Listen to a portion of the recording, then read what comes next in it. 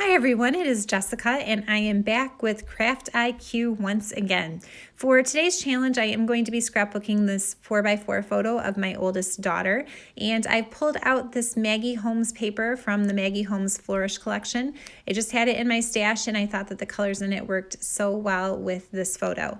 So I did pull my Close to My Heart cardstock and match some of the colors that are in that paper. So I'm going to be working with Flamingo and Peach and Mint and Peacock and Evergreen. And I just thought that those Close to My Heart colors worked perfectly with the things that are in this pattern paper.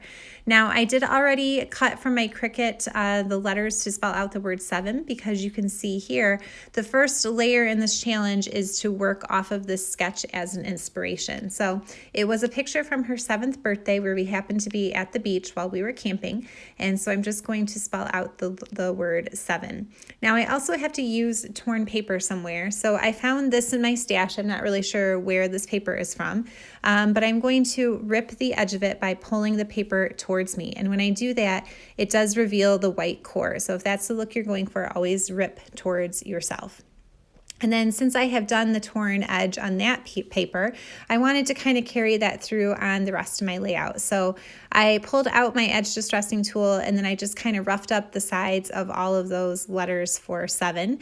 And it was pretty simple to do. I did take my scissors, the open side of my scissors, to get the inside of those E's. And so that worked out really well. And then when I'm done, I do take my finger and just kind of push against what I roughed up, because then it reveals the white core of Close to My Heart's cardstock. And so I really like the way that that looked.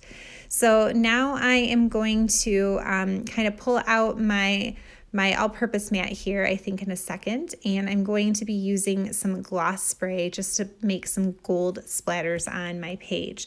This is new. I haven't played with this one yet. This is actually the very first time I'm using it, and I was thrilled with the outcome. So this is available in my Close to My Heart shop, and it is the Dina Wakley gloss spray in the Gilt color, and it just leaves these really pretty shiny gold flecks all over. I do prefer to kind of splatter my gloss spray this way rather than spraying it, and that just looked so gorgeous when it was done, and so I was very excited about that. I have a feeling I'm going to be using that a lot with some of my Christmas cards. Now, off camera, I've gone ahead and started stitching a couple of these letters. So when I put them on my page and I was kind of dry fitting things, I was trying to go for a tone-on-tone look and matching the colors in the same order that they appear on that pattern paper, but then they just really weren't standing out very much. And so I just took my piercing tool and some black embroidery thread, and then I just kind of poked some holes around the outside of each of the letters, and then I'm just using the stitching to outline them. And so I thought that that turned out really cool. I was very happy with it. It did take a decent amount of time to do. It was about 10 minutes per letter, and so really ended up being close to an hour by the time I was done. Now, I am going to pop up every other letter on some foam tape, so I went ahead and just stitched the E's directly to my page.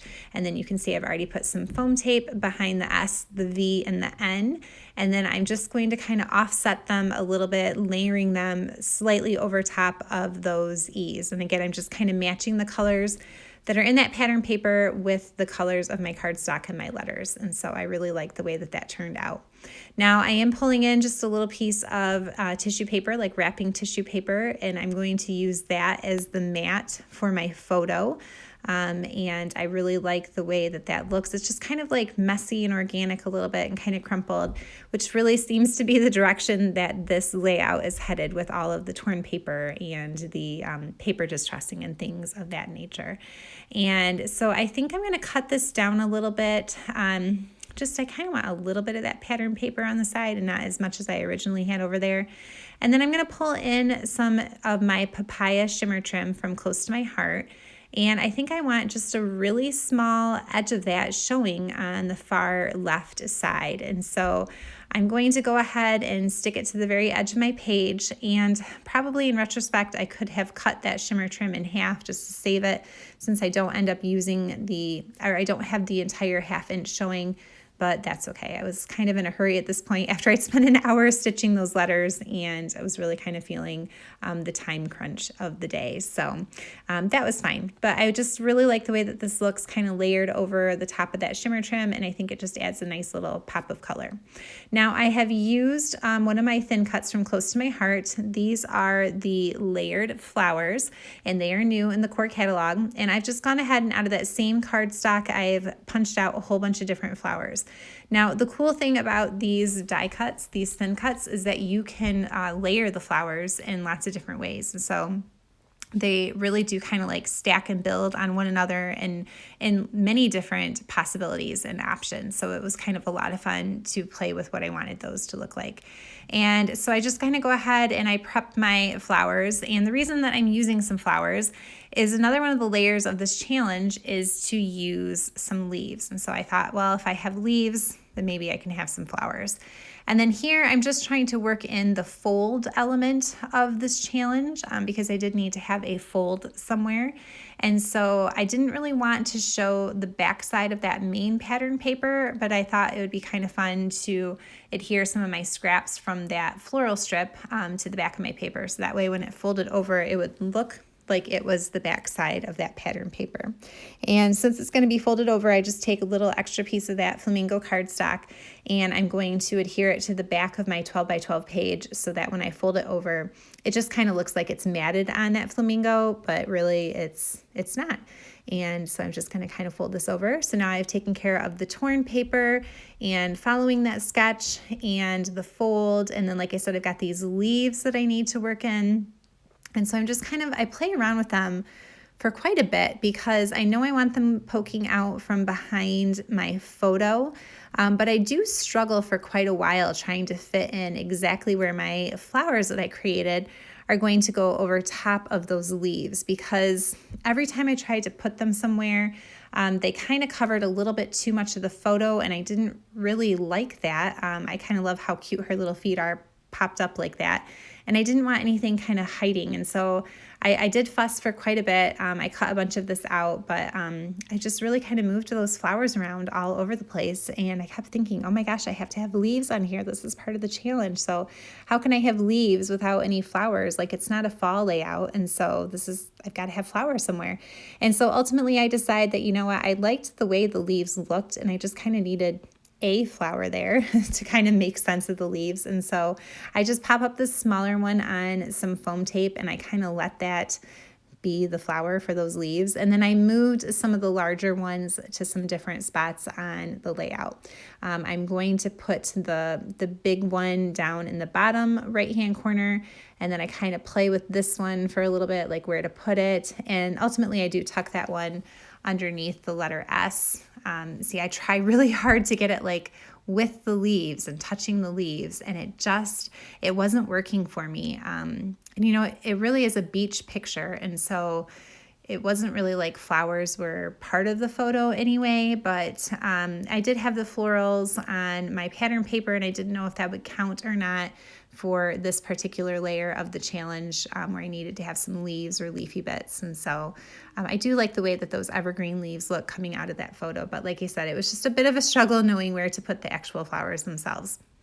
Now, another part of this challenge is to use flair. And I have to admit, I didn't really know what that meant. I think it means to have some sort of like circle or button shape of some sort. And I really didn't have very much of that sort of thing in my stash. And so instead I turned to these really, really old flower embellishments that I have from Close to My Heart. They're ancient, but the colors of them just worked so perfectly with the papers that I had going in here. And so I sprinkle some of those around. And I'm thinking, you know, well, I mean, it is a 3D embellishment. Does that count as flair? I don't know. So I kind of took a break from that for a little bit and I turned my attention to the title. So another layer for this challenge was to have not only that sketch where it was coming down on that vertical right side, but also to include a long title. So I have the word 7, and then I'm just using an old alphabet stamp set from Close to My Heart called the Hodgepodge alphabet. It's one of my very favorites. And I just stamped out a little bit more to the title to go along with 7. So it ends up saying 7 wonderful, happy years of loving you. And then the piece of white daisy that I was stamping on was just a little bit too thick, and so I just used some washi tape to secure that down to my paper trimmer so that it didn't kind of move around on me. And then I edge distressed it in Peacock ink, which is the color that I had stamped it in. And then that takes care of my long title. And I probably am not really going to do any journaling on this page. I'm going to kind of let the title be it, just because this is one picture of many from this day at the beach, and I'm sure that I will have other pages also from the same day, and so I can put my journaling on there. But yeah, and so I just kind of wanted this to be the page that, you know, announced that it was her 7th birthday. And so let's see, I've got my fold and my leaves, my torn paper, my long title. I followed the sketch. I'm still trying to think about that flair. And like I said, I take these button things. I don't know if they even count as flair. And I'm just really trying to kind of hold them up around the page. Like, where can I put it? Where can I put it? It doesn't have anything to do with anything. Like this one, the color matches, but it's got a snail on it. And I'm like, okay, really? I've gone from the beach to flowers to a snail. Like I just felt like it didn't work. And you know, I struggled with this for a while because I am the kind of person who is very much a rule follower. And if that's what the layer is supposed to be, then I really felt like I had to get it on there somehow. And I just didn't know how to do that.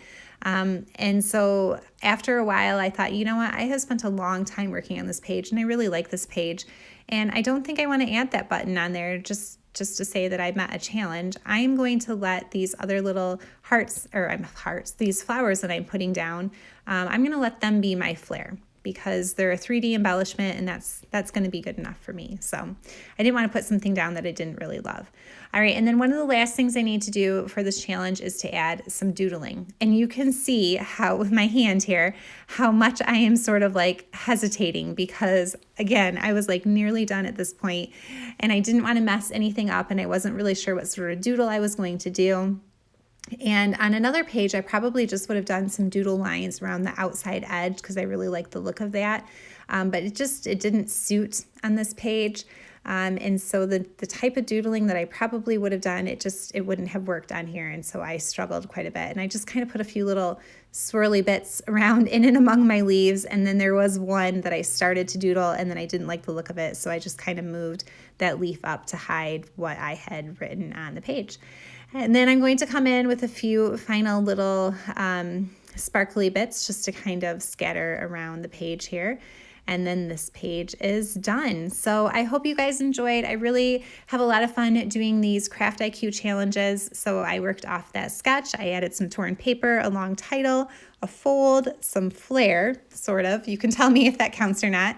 I had some leaves, and finally I added some doodles. So I hope you guys enjoyed watching and that you felt inspired to create something along these lines as well. It's been a lot of fun. There are some other ladies who are playing along as well, so I will leave their links in the description box down below. Thank you for watching, and as always, happy crafting.